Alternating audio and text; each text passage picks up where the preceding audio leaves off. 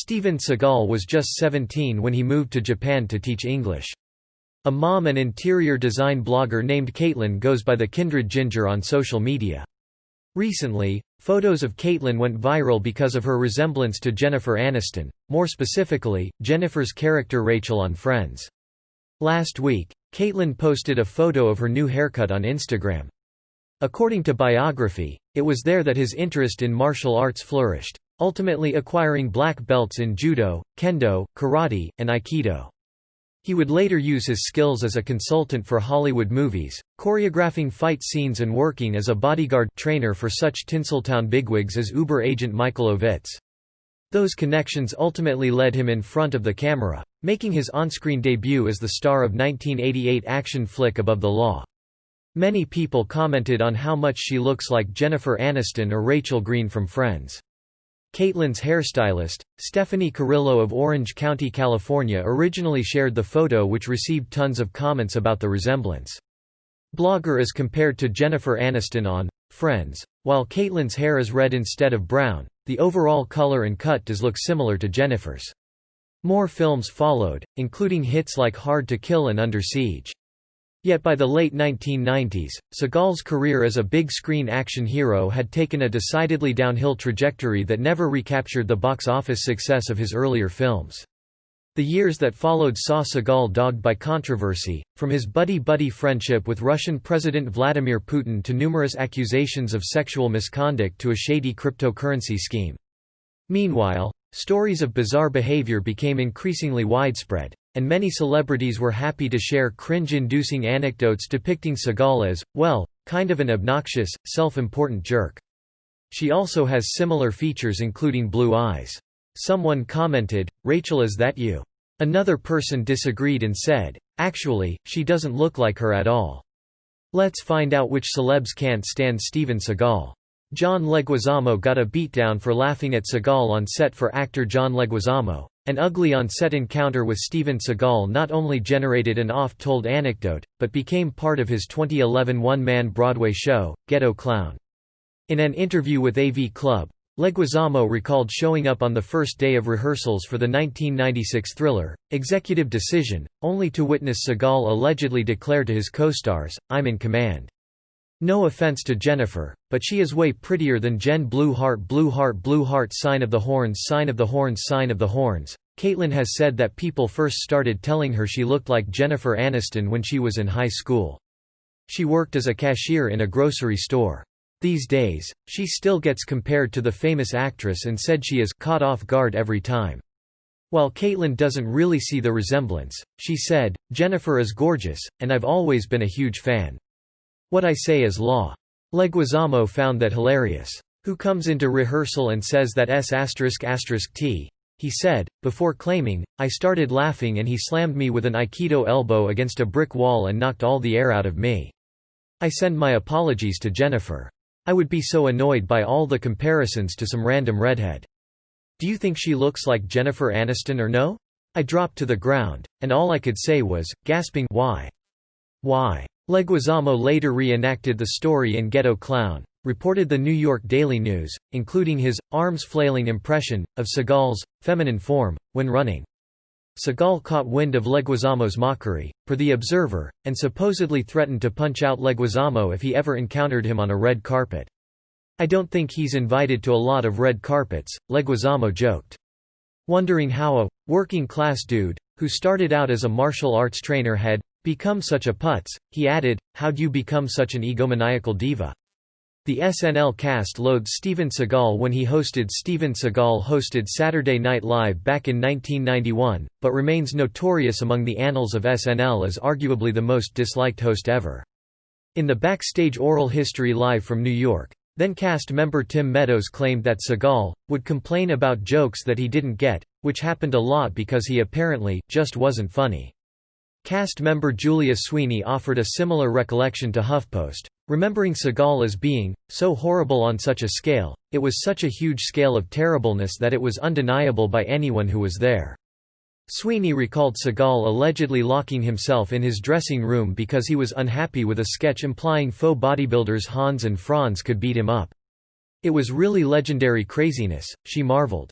Adding his 2 cents, SNL alum David Spade said on Watch What Happens Live that Seagal was tough to work with, saying, he did not want to play along. SNL exec producer Lorne Michaels was also no fan. In a 1992 SNL sketch, host Nicolas Cage makes a series of faux pas and worries that viewers must think he's the biggest jerk who's ever been on the show. Michaels, however, sets him straight. No, that would be Steven Seagal. Steven Seagal left Juliana Margulies feeling creeped out early in her career. Then 23-year-old actress Juliana Margulies was told by a casting director that Steven Seagal wanted her to join him to rehearse a scene for a callback the next day. It would take place in his hotel room at 10 o'clock at night, as she recalled in an interview with SiriusXM's Jenny Hutt. Margulies described what happened next in an interview with The Next Question with Katie Couric podcast. I walked in and I sat down and I jumped right back up because there was something very uncomfortable and hard in the couch. He laughed and he said, "Oh, sorry, that must have been my gun," she claimed. Margulies' first instinct was, getting so angry at myself, for being stupid enough to place herself in a hotel room alone with this guy and he's got a gun. Even though she thankfully beat a hasty retreat, the future star wound up nabbing the role opposite Seagal in Out for Justice.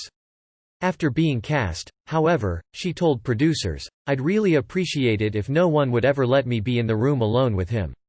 Because I was scared." Portia de Rossi fled an audition due to Steven Seagal's alleged inappropriate behavior. Portia de Rossi is known for her roles in such TV series as Ally McBeal, Arrested Development, and Scandal, as well as being the longtime spouse of daytime talk show queen Ellen DeGeneres.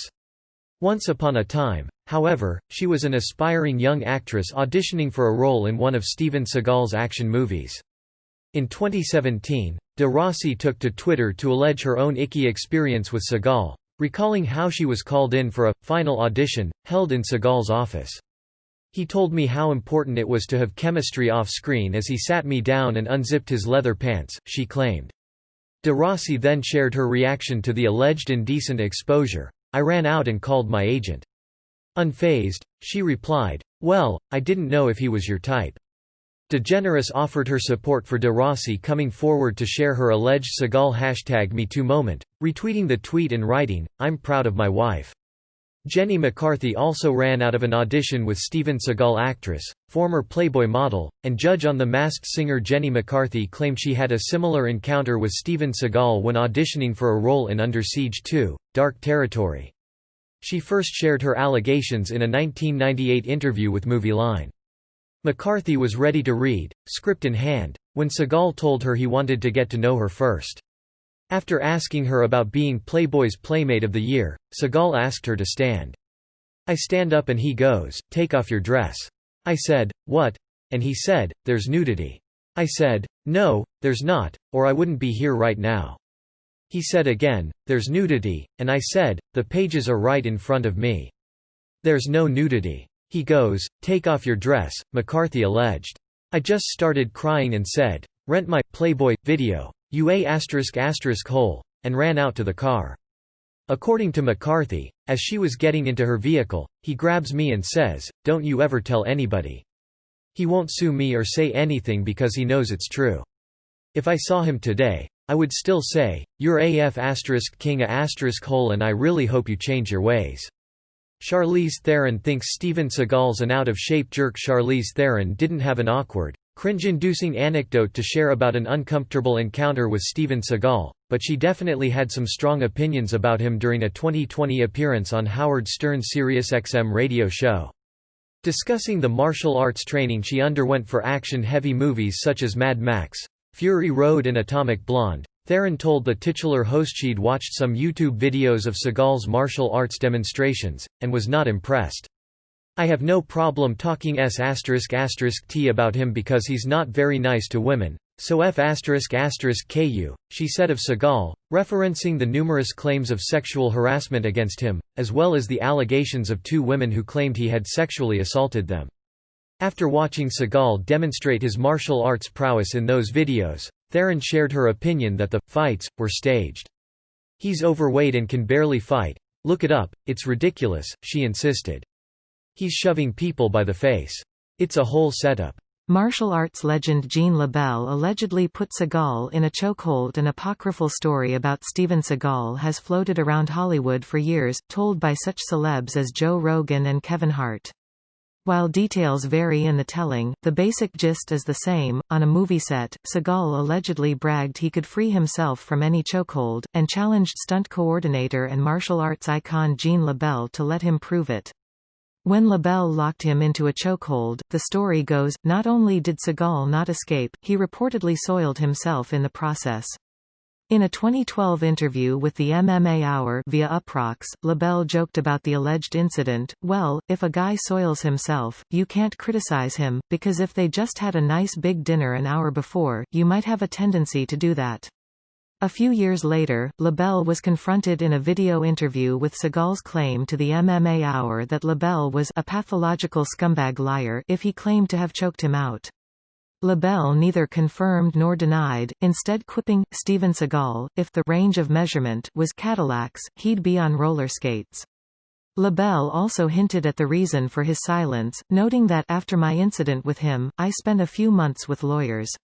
Ronda Rousey threatened to beat the crap out of Steven Seagal. Not only is Ronda Rousey a former UFC champion and professional wrestler with the WWE, she also happens to be the niece of Jean Labelle, the martial arts expert and Hollywood stunt legend who allegedly choked out Steven Seagal on a movie set to the point he had an embarrassing accident in his pants. Speaking with MMA Interviews TV, Rousey proved to be no fan of Seagal, though we imagine he probably feels the same way, and was happy to spend a little time trash-talking him. According to Rousey, despite her uncle's advanced age, Jean Labelle would destroy Steven Seagal again even as old as they are now. "I'd still put my money on him to this day." In addition, she warned Seagal that he'd be wise to have some fresh underwear on standby if she ever ran into him. "I don't want to give anyone another quote, I would beat the crap out of Steven Seagal, but I bet I could," she said. "Hell yeah, if he says anything bad about Jean to my face, I would be forced to do something. I would have to make him crap his pants a second time."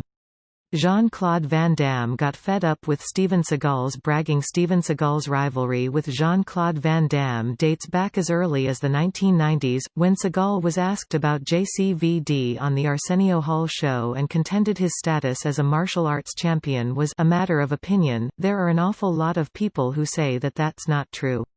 In a subsequent interview, Seagal was asked if he thought Van Damme had the skills to back him up in a real-life altercation. "Can I laugh in your face?" Seagal responded. Then there's a scene from his reality show, Steven Seagal Lawman, in which Seagal scoffs at the notion of fighting Van Damme. "It'd be like me squashing an ant," he said. "If he sees me he runs." However, Sylvester Stallone, who hosted both men at a party in 1997, told a very different story. Van Damme, Stallone claimed, had tired of Seagal's disses and challenged him to face off in Stallone's backyard. Seagal made his excuses and left. But Van Damme, who was berserk, tracked him down at a nightclub and offered him out again, Stallone told FHM magazine via Express. Again, Seagal pulled a Houdini. Van Damme was just too strong. Seagal wanted none of it. George Foreman challenged Steven Seagal to step into the ring. George Foreman followed up a storied boxing career by becoming a TV commercial pitchman, successfully selling enough of his namesake George Foreman grills to rack up a nine-figure fortune.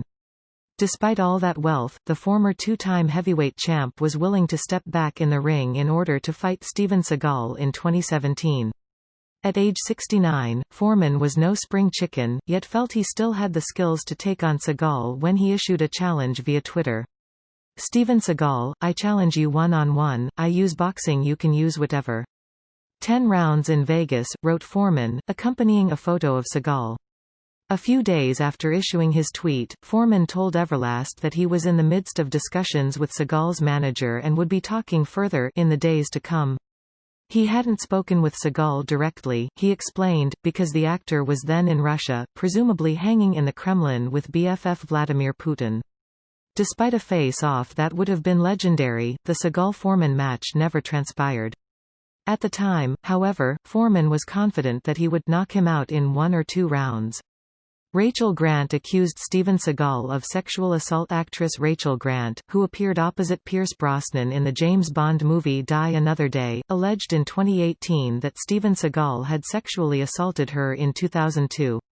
According to BBC News, Grant said she was flown to Bulgaria to run lines with Seagal after auditioning for a role in Out for a Kill. When she met with Seagal, Grant claimed she refused his repeated requests to remove her shirt, eventually taking matters into his own hands by pulling down her strapless top. "My breasts were completely exposed and I was forced to cover myself," she alleged, before claiming that Seagal then pushed her onto the bed with force, and then began unzipping his pants. When Grant burst into tears, she said Seagal shifted gears and apologized. "It was horrible. I was upset, embarrassed and hurt," Grant continued. What actress should be brought to someone's bedroom on the first meeting and then be told to take their top off? The role she was auditioning for ultimately went to another actress. Seagal issued a denial through his lawyers. "Our client denies having such contact with Ms. Grant and further vehemently denies any alleged assault at all, in particular, the alleged assault occurring in Sofia, Bulgaria, in 2002. Ray Don Chong claimed Steven Seagal exposed himself in a hotel room. Ray Don Chong added her name to the list of actresses to accuse Steven Seagal of inappropriate behavior in 2018, claiming that her agency had sent her to a nighttime meeting with Seagal at the Bel Air Hotel back in the 1980s. When she arrived, she was told Seagal was expecting her in his hotel room, which raised some red flags. Refusing to enter his room, she told the Wrap, "I, instead, stood outside the open door mortified that I was told to go to this meeting. My heart broke because my agency had obviously pimped me out to this creep." When he opened the door, Chong alleged, Seagal was wearing a robe and walked across his room and sat in a chair and manspread so she could see his junk. But he casually covered back up as if it was a mistake. She turned down his invite to come into his room, with Seagal then allegedly asking if her blouse was silk and if he could touch it. "I said, 'You know what silk feels like,' and I left." According to Chong, she never allowed Seagal to touch her, adding, "And to be honest, I would have King killed him." Stephen Tobolowsky did not enjoy working with Steven Seagal. Stephen Tobolowsky is a well-known character actor, instantly familiar to viewers of Bill Murray's Groundhog Day as annoying Ned Ryerson. Tobolowsky also co-starred with Steven Seagal in the 1996 film, The Glimmer Man, and he recalled the experience in an interview with AV Club. Having been cast in the role of a serial killer, Tobolowsky somewhat jokingly summarized his time on the movie in 3 words: trauma, terror, and confusion. He'd arrived on set for the first day of shooting, only be told that Seagal wanted to rewrite the script. He decided it was bad for his karma to constantly be killing people in movies, so he didn't want to kill me anymore, Tobolowsky claimed. When it came time to shoot the scene, Seagal declared he wouldn't be killing the killer. Luckily, Tobolowsky had an idea, telling him, "Steven, that is an amazing argument," before explaining that his character was trapped in hell by his compulsion to murder, and that by killing him, he could then reincarnate into another being who could achieve redemption. And Steven said, "I never thought of it that way." Tobolowsky's character was eventually killed as scripted, though a Seagal ad-lib in another scene hinted otherwise, forcing Tobolowsky to come back in months later to fix the issue, adding in an off-camera line for Seagal's character to finish him. "It's ludicrous," Tobolowsky said. "And I don't know what they ended up showing." Liam Neeson was particularly annoyed with Steven Seagal. Actor Liam Neeson is no slouch at making action movies thanks to the success of the Taken franchise and his character's particular set of skills, and he shared an unpleasant yet hilarious anecdote about fellow action star Steven Seagal during a 2017 appearance on Jimmy Kimmel Live. Asked by host Jimmy Kimmel if he'd ever worked with the Under Siege star, Neeson took a shot at Seagal's idiosyncratic pitch-black coiffure. "I want to know who dyed his hair, Stevie Wonder," Neeson joked. As it turned out, Neeson told Kimmel he was particularly annoyed with Seagal after a journalist at a press junket asked him, "Hey, what do you think of Steven Seagal saying you don't know how to punch?" Neeson, who was a boxer in his youth, insisted, "I know how to punch." Kimmel and Neeson proceeded to discuss Seagal's visit to Russia at the time. "I don't know if he moved there or we sent him there and told him not to come back," quipped Kimmel.